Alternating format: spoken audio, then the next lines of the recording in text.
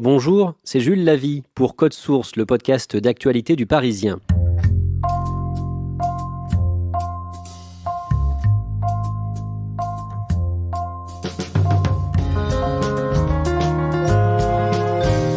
Révélé par Laurent Ruquier, biberonné à Coluche et Pierre Desproges, Jérémy Ferrari, 34 ans, est sur scène à la Mutualité à Paris jusqu'à dimanche, avant une tournée dans toute la France.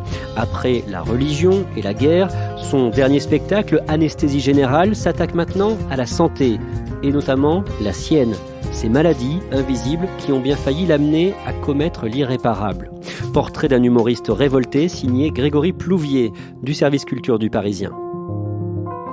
Jérémy Ferrari fait partie des humoristes qui vendent le plus de tickets. Son précédent spectacle a été vu par 280 000 personnes, ce qui le place dans le top 3 des humoristes les plus populaires en France. Et c'est également un artiste qui produit d'autres artistes comme Laura Lone, là, qui connaît un gros succès en ce moment, mais aussi des personnes comme Guillaume Batz ou Philippe Croizon. Grégory Plouvier, quel est le style d'humour de Jérémy Ferrari ? Alors clairement, c'est l'humour noir. C'est sa carte depuis le début de sa carrière. Il n'hésite pas à aborder des thèmes que assez peu de personnes osent aborder, comme la religion, la géopolitique, ce genre de sujets. Et il va relativement loin jusqu'à dénoncer des actions un peu frauduleuses ou alors des pratiques peu éthiques de la part, par exemple, d'ONG ou des personnalités, quitte à risquer des poursuites judiciaires. Vous l'avez rencontré à plusieurs reprises pour Le Parisien. Il est comment dans la vie ? Il est très accessible. C'est quelqu'un qui est très actif tout le temps, c'est-à-dire qui est toujours aux aguets, qui est toujours sur le vif, à vouloir rebondir sur une idée, avoir pas mal de projets en cours tout le temps. Mais c'est quelqu'un qui est très simple. Vous l'avez rencontré tout récemment, début janvier. Oui, je l'ai rencontré quelques jours après avoir vu son nouveau spectacle dans lequel il se livre pour la toute première fois en évoquant des choses très personnelles. On va retracer le parcours de Jérémy Ferrari avec vous, Grégory Plouvier. Il est né le 6 avril 1985 et il a grandi dans les Ardennes. Plus précisément dans le quartier de Manchester à Charleville-Mézières. Donc il vient d'une famille de commerçants relativement modestes. Il est fils unique. Il roule pas sur l'or. Et dès le départ, effectivement, il le dit, c'est sa situation personnelle qui nourrit chez lui une espèce de révolte qu'il exprime sur scène à travers ses spectacles. À l'école, c'est quel type d'élève ? C'est pas l'élève modèle, pas du tout de bons résultats. C'est quelqu'un qui a un rapport à l'autorité qui est assez contrarié, on va dire. Il le dit lui-même. Et du coup, non, c'est pas un élève très brillant. Il découvre le théâtre au début des années 90 quand il est en CM1. Oui, c'est ça, et c'est pour le coup une première révélation pour lui. La deuxième révélation, elle intervient juste après, c'est aux alentours de l'âge de 12 ans, lorsqu'il découvre des humoristes comme Coluche, mais surtout Pierre Desproges. Les communistes ne sont pas des gens comme nous. Ils renversent les monarchies, ils bafouent les libertés et ils mangent les enfants. Certains même ne vont pas à la messe. C'est pourquoi nous devons apprendre à bien reconnaître un communiste afin de pouvoir le dénoncer aux autorités d'occupation. Aux autorités. C'est sa première grosse claque. Là, il se dit, ah oui, d'accord, on peut parler de tout, on peut rire de tout, on doit rire de tout. Et il va monter sur scène. Ses premières scènes, il les fait à l'âge de 16 ans et demi. Ses premiers cachets même, vu qu'il obtient de la part d'un tourneur local possibilité de jouer, alors c'est assez modeste, dans des maisons de retraite par exemple, mais quelques petits spectacles comme ça devant des gens. Des petites salles où il se rôde un peu, première sensation face au public, c'est comme ça qu'il commence. Jérémy Ferrari arrête ses études au tout début du lycée. Il arrête en seconde, il venait de redoubler sa troisième. Surtout, c'est le système scolaire qui ne lui convient pas trop.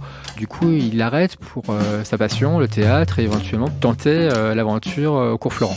Il obtient même une dérogation, parce que les cours Florent, à Paris, il faut avoir 18 ans théoriquement pour se lancer là-bas. Donc il obtient une dérogation pour pouvoir y être aux alentours de 17 ans et demi. Et là, comment ça se passe ? L'ambiance avec effectivement des élèves qui sont issus de milieux assez favorisés lui correspond pas trop, donc il arrête assez vite. Et après le cours Florent, il reste malgré tout à Paris. Qu'est-ce qu'il fait ? De quoi il vit ? Il essaye de monter des spectacles, ça marchote, pas trop d'ailleurs, mais surtout il a pas mal de boulot à côté. Il est groom, il est serveur, il est également prof de sport, parce qu'il a une grosse passion pour les arts martiaux qu'il lui a transmis son père, donc il est ceinture noire de jiu-jitsu par exemple. Il écume les petites salles, ça marche pas très bien. Et il va faire beaucoup de petits boulots, groom donc, vendeur de chemises, manutentionnaire, télévendeur, coursier, agent de sécurité. En 2010, il pense à arrêter le théâtre parce qu'il n'arrive pas à en vivre. C'est ça, et là, il y a, comme souvent dans une carrière, il y a une personnalité qui fait tout basculer. Et chez Jérémy Ferrari, cette personnalité s'appelle Laurent Ruquier. Pourquoi ? À ce moment-là, en fait, Laurent Ruquier lance une émission qui s'appelle On ne demande qu'à en rire. Et pour cela, il cherche de jeunes humoristes au profil relativement varié, différent. Et Laurent Ruquier, c'est quelqu'un qui aime bien l'humour noir, l'humour piquant. Il a entendu parler de Jérémy Ferrari. Il aimerait qu'il passe les castings pour cette émission-là. Et du coup, c'est comme ça que Jérémy Ferrari se retrouve devant les caméras de France Télévisions pour cette première à On ne demande qu'à en rire. Et là, gros succès. Mais écoutez, on a tout essayé. On a fait venir des déménageurs bretons. On a testé en biais, en triangle, en croix. Elle ne passe pas. Non, écoutez, mais je ne suis pas contre vous. Écoutez, vous voyez bien. Je dis, regardez, moi depuis ce matin, je suis aussi gêné que vous. Je ne sais pas où me mettre. Mais le problème, c'est que votre mère non plus, on ne sait pas où la mettre, hein. En fait, cette émission, le principe, c'est des jeunes humoristes qui passent devant un jury et en fonction du score qu'ils obtiennent, ils peuvent rester la semaine suivante et continuer comme ça. Voilà, moi j'ai une petite solution alternative à vous proposer éventuellement. De la faire en plusieurs fois. Lui, il fera partie, durant toute l'aventure de Ne demande qu'à en rire, des humoristes qui auront le plus marqué l'émission, avec des personnalités comme Arnaud de Samer ou comme Ahmed Silla. C'est Jérémy Ferrari qui aura eu quasiment le plus de participation dans cette émission-là. Ah ben, moi je vous le dis tout de suite, si on attend 6 semaines, autant vous la pliez vous-même, vous la mettez dans un petit Tupperware et faites ça au micro-ondes à la maison. Hein. Oh, merci. Son style, déjà... est le même, c'est-à-dire qu'il est tout dans un créneau autour de l'humour noir. Il lance par exemple une rubrique intitulée Handicap, Handipacap, où il parle effectivement des questions de handicap. Donc, il parle aussi de pédophilie, il parle de religion, tout ça en access prime time, donc c'est pas évident. Et malgré tout, ça plaît beaucoup au public, ça plaît beaucoup à Laurent Ruquier. Il reste, ça marche, et là du coup son premier spectacle peut être lancé dans de bonnes conditions. Premier spectacle qui s'appelle Alléluia Bordel, nous sommes en 2013 et ce spectacle a du succès. Oui, alors, il y a une première version qui s'appelait Mes 7 péchés capitaux, qu'il rebaptise Alléluia Bordel, au départ dans des salles de 100, 120 places. Et puis le succès aidant de l'émission, il commence à voir les jauges se remplir, 200, 300, 400 places. Au final, ce premier spectacle attirera plus de 220 000 spectateurs dans les salles. Je vais donc pour les plus sensibles d'entre vous, et vous êtes nombreux ce soir, redémarrer immédiatement sur quelque chose de léger. Est-ce qu'il y a des juifs dans la salle? De toute façon, je vais attendre, hein. Vous savez très bien que vous allez finir par vous faire dénoncer. Ah ben il est gênant ce spectacle de toute manière.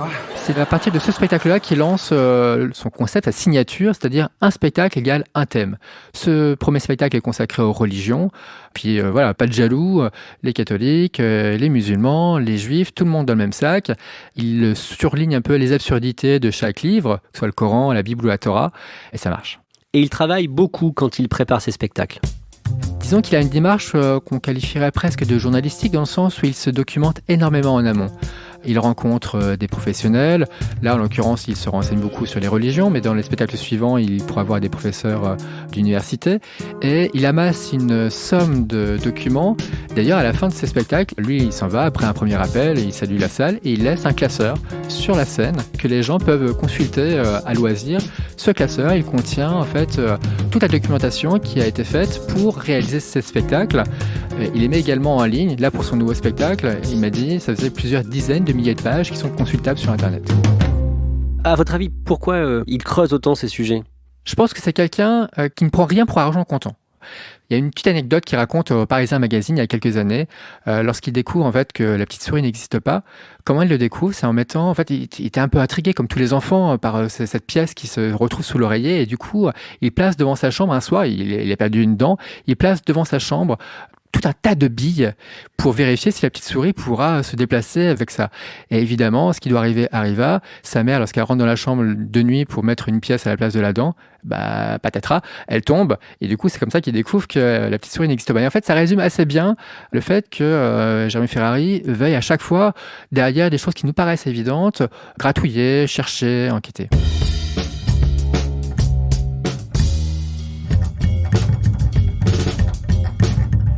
En janvier 2016, il est invité sur le plateau de Laurent Ruquier dans l'émission On n'est pas couché. Et parmi les autres invités, il y a le Premier ministre. C'est une date particulière pour Jérémy Ferrari à plusieurs titres. La première, c'est qu'on est donc en janvier 2016, quelques semaines seulement après les attentats du Bataclan, et le thème de son nouveau spectacle qu'il lance à ce moment-là, c'est justement la guerre, la géopolitique, le conflit au Proche-Orient, donc des thèmes qui sont à l'époque et toujours maintenant dans l'actualité brûlante, sensible. Toute sa promotion tombe un peu à l'eau dans ce contexte-là. La seule émission qui lui tend le micro, c'est celle de Laurent Ruquier, dont On n'est pas couché. Laurent Ruquier, donc son ami, qu'il a lancé quelques années précédemment. Et donc il se retrouve effectivement face au micro devant Manuel Valls. On lui a dit, attention, ne rebondis pas trop, ne réagis pas, ce sera pas bon pour ton image. Et lorsque Manuel Valls parle de la manifestation post-Charlie, il monte au créneau et dénonce la présence d'Ali Bongo dans le cortège ce jour-là, en parlant d'un dictateur qui n'avait pas du tout sa place et que ce n'était pas le meilleur moyen de mettre en avant la liberté d'expression en France. Comment vous expliquez qu'Ali Bongo se retrouve en première tête d'une marche pour la liberté d'expression? Ce que je veux dire simplement, c'est qu'on peut après rentrer dans des détails, parce que c'est là où vous allez nous perdre, parce que c'est ce que vous faites en fait. Non. Vous posez une question et vous nous perdez. Moi, je vous réponds simplement. Je veux répondre à vos Moi, questions. vous Vous l'aviez déjà dit, Alors, Jérémy Ferrari. Non, je vais vous répondre. D'abord, laissons Ali Bongo, parce que dans cette manifestation...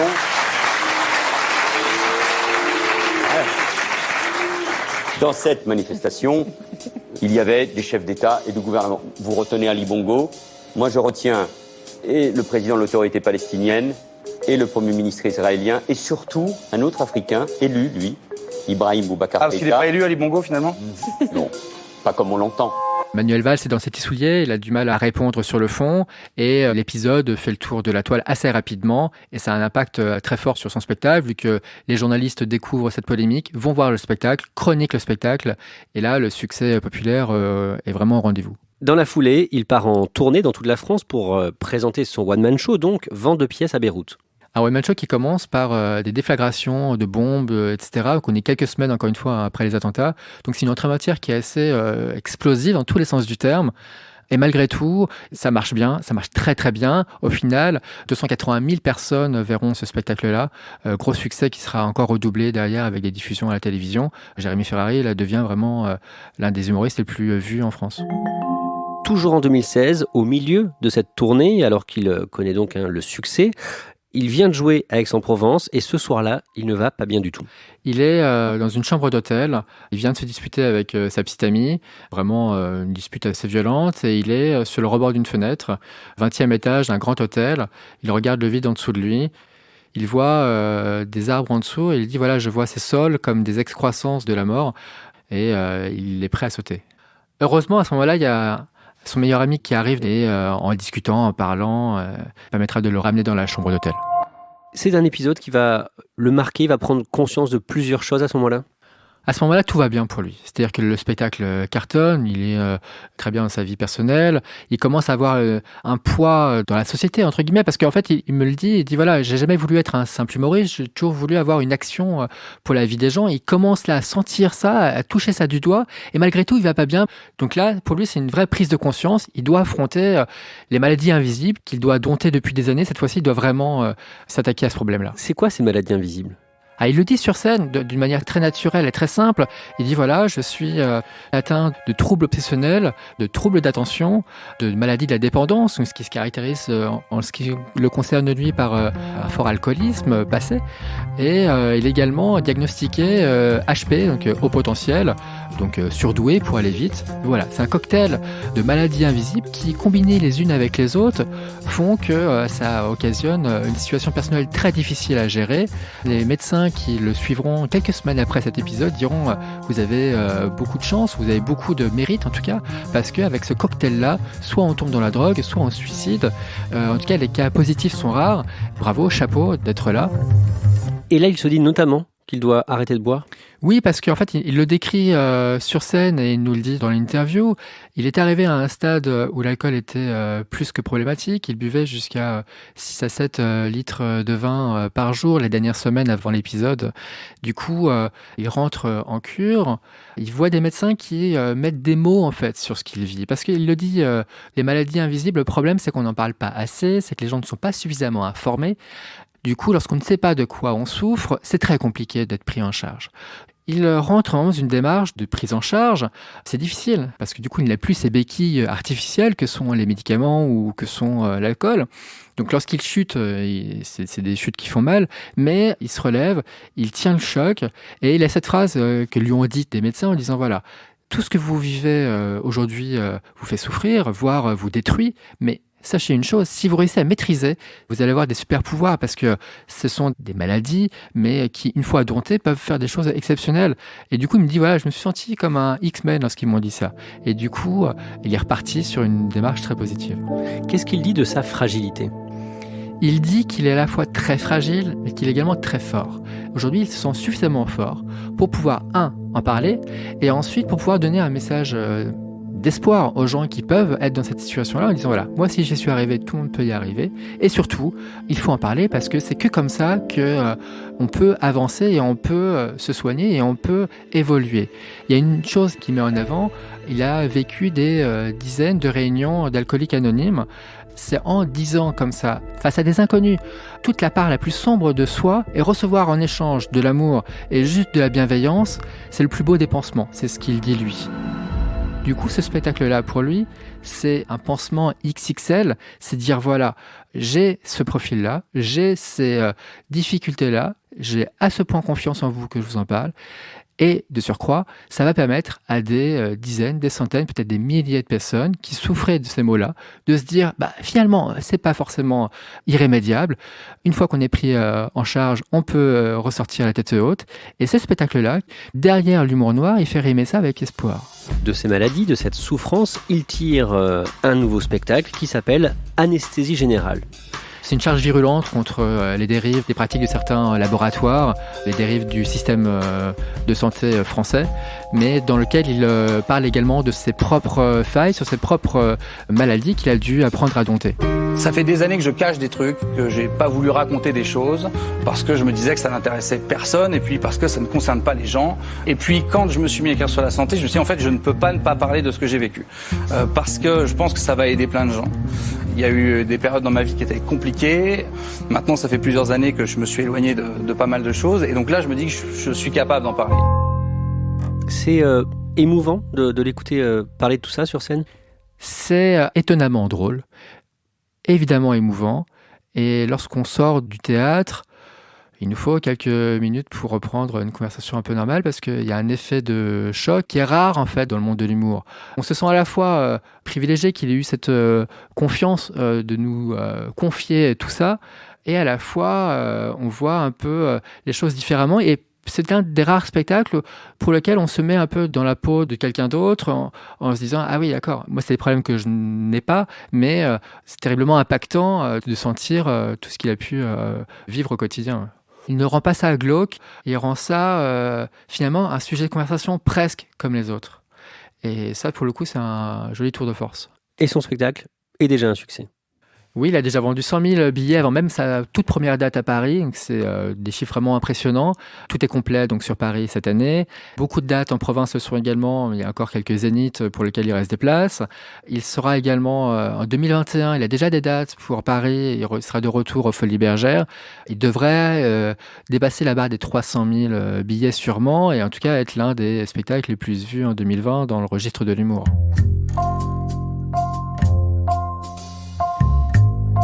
Merci à Grégory Plouvier, épisode conçu et préparé par Stéphane Geneste, production Clara Garnier-Amouroux, réalisation Alexandre Ferreira. Code Source est le podcast d'actualité du Parisien, disponible chaque soir du lundi au vendredi à 18h. Si vous aimez Code Source, n'oubliez pas de vous abonner sur votre application de podcast comme Apple Podcast ou Podcast Addict. Vous pouvez aussi nous mettre des petites étoiles et nous écrire directement codesource@leparisien.fr.